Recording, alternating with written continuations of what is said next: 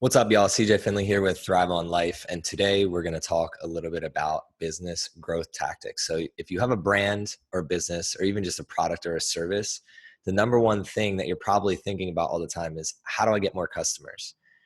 And it's not necessarily a straight path. There's so many different ways to go about this. So I'm going to run through a little bit of a high level way to look at how you can grow your brand or your business. And we're going to kick that off right now. So let me share my screen.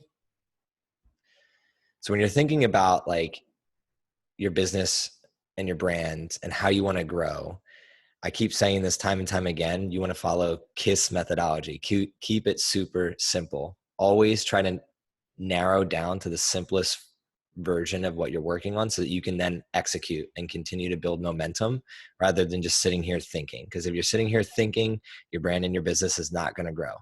So before we even get into any tactics, what I want you to ask yourself is, why do you want to grow in the first place? What does growing even look like? To some people, that means having one client and servicing that one client for $1 million, or to other people, that means having 1 million customers paying them $1. So you really need to dig into, what does it mean to actually grow? Growing just to grow doesn't do you any good, especially in the world of social media where people get tons of followers that might not even be the right customer for the product that they truly want to create. So the first thing to think about when you're thinking about your growth is, have you solved a problem for a certain subset of people? Because if you haven't solved a problem for enough people, you're not going to grow. So even if it comes to like content, if your content isn't good enough to attract a certain subset of people, your follower account's not going to grow. You're not going to gain that attention. The next thing you need to think about is, do you have a product or service that can be scaled? What I mean by this is, when you do grow, if you do grow, are you able to scale the product, scale the service? Do you have enough resources to actually service that many people? So if I threw you 20 clients right now, could you even do that? Because if you can't do that, then don't focus on the growth of your audience. Focus on narrowing down your systems and how you could actually support the growth. So if you answered yes to both of those questions I have above, do you have a solvable problem for a certain subset of people? And is it scalable? Then what you need to ask yourself is, if I could magically drop my product or service and solution to my target customers, where would they be right now? Where are they hanging out physically and virtually?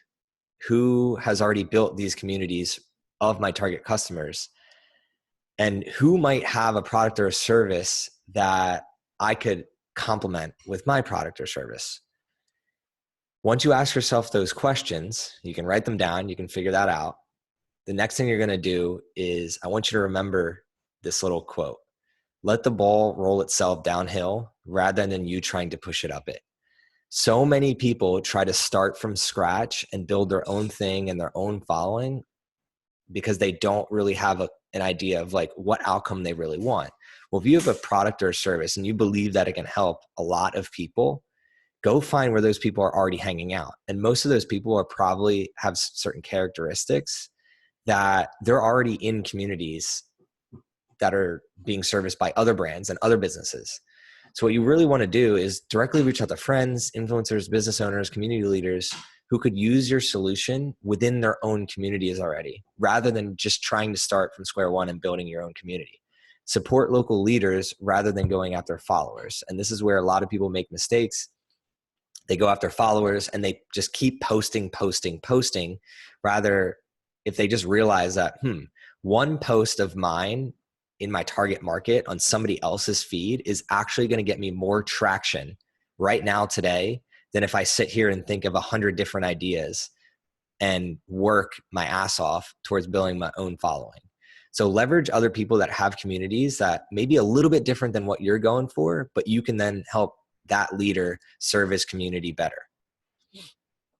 Next thing, deep and narrow philosophy, aka focus on what you have, not what you don't have, which means that if you don't have any influencer friends or business owner friends or community leaders that you know of, reach out to some friends. Maybe they know someone that you can get connected with.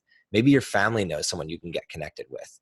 Maybe one of your Facebook friends or your Instagram friends already has that one connection that you have.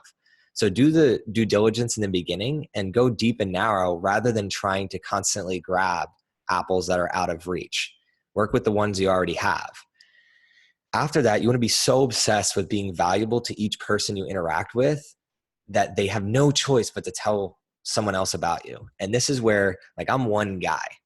I can't go out and sell to 1 million people today, right?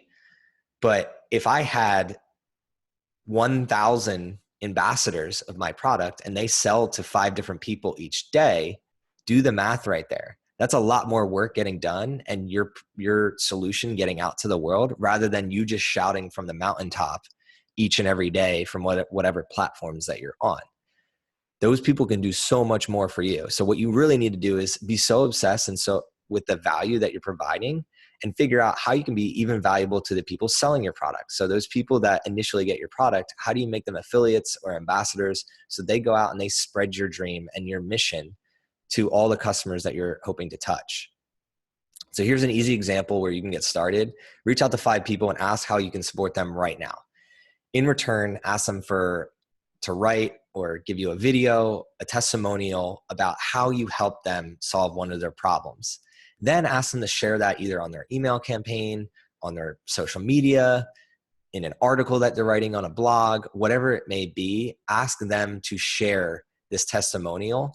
And within 1 week, you could reach a potential audience of thousands, hundreds of thousands, or millions, depending on who you know, compared to just starting from square one on your own. So these are a couple high-level tactics that you can use throughout your journey of growing your brand or your business. There's so much more that obviously you can get involved with, but I want to leave you with this. And if there's any particular questions that you have in terms of tools and specific tactics, websites, social media marketing, masterminds, events, we've done it all and would be more than welcome to help you. So for help on this, please reach out. We love to help you execute on your dreams and your missions, and hope you enjoyed this. Always down to connect and learn more about what ideas you're working on and how we can be of service to you. So until next time, y'all, this is CJ Finley with Thrive on Life. Thrive on.